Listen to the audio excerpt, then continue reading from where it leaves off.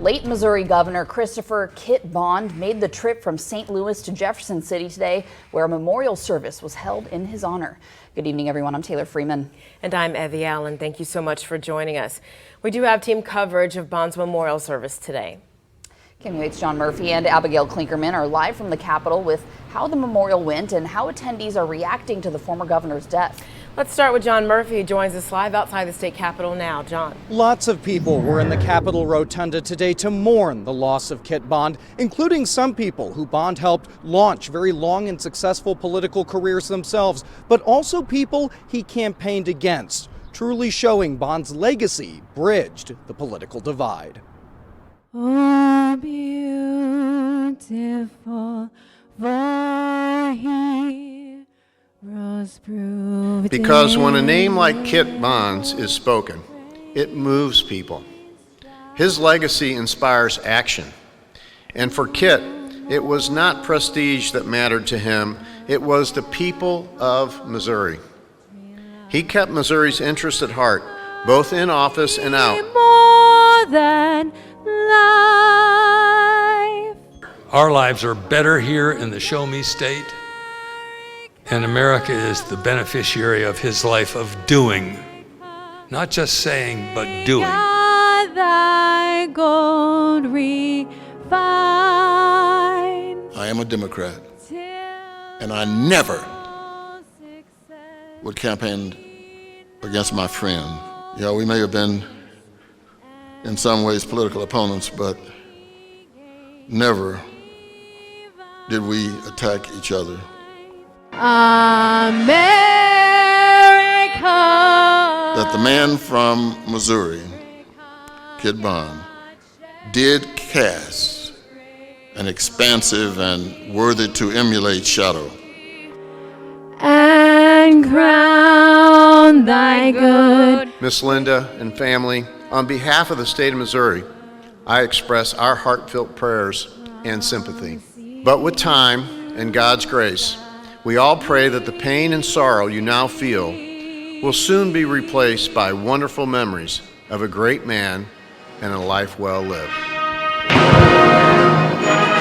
Bond is survived by his wife and son. He will lie in state in the Capitol Rotunda until tomorrow afternoon.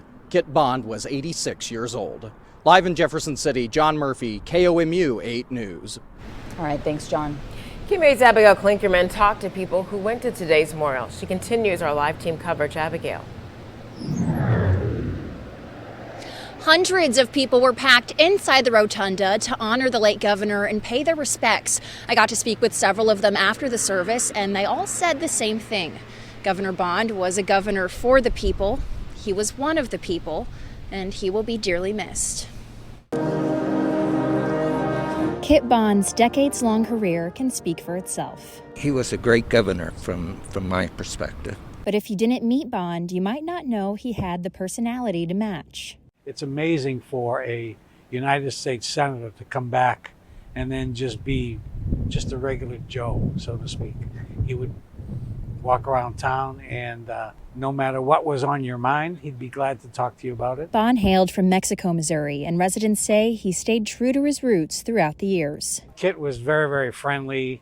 He was always very in touch with all of the people in Mexico. He was a people's governor, I felt. M. Keith Lee Williams worked with Bond on his first campaign for governor back in 1974. Kit Bond was my first boss. It was my first campaign, and he helped in every manner to launch my career. She says he had an eye for spotting young talent. He was a remarkable individual who could see the talent, recognize it, give you a responsibility, and let you run with it. And always led by example. And he had the heart of a public servant and taught all of us to do precisely the same thing. Leaving an unmeasurable impact on those around him and the state he dearly loved. The fact is that my life and the lives of my friends and many people in Missouri and also the state of Missouri would be different without the imprint of Kit Bond. He was a hard worker. He enjoyed life. He understood the talents of others and his talent, and he used it to the last day of his life for the benefit of others. The Capitol will be open for people to come and pay their respects until noon tomorrow. At that point, Bond will be escorted back to St. Louis for a celebration of life that'll happen on Thursday. And that service will be open to any and all friends and family.